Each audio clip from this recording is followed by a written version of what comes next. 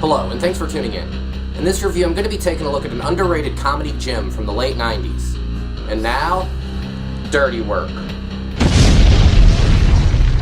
The film is about a pair of best friends who start a revenge-for-hire business in order to raise money for one of their father's heart transplants. It's an overly simplistic plot that's basically just an excuse for a bunch of ridiculous sight gags, but they actually work.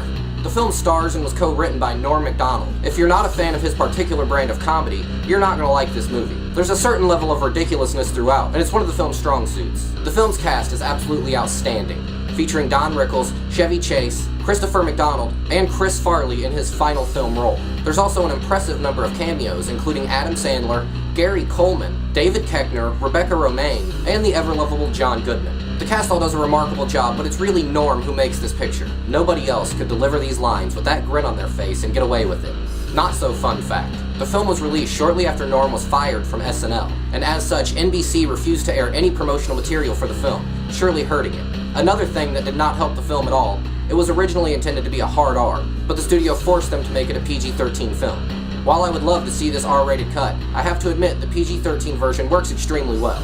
The movie's directed by Bob Saget. Yes, that Bob Saget. And he does a pretty good job. The film is pretty competently shot and overall looks pretty nice. As I've mentioned, the comedy in this film works extremely well.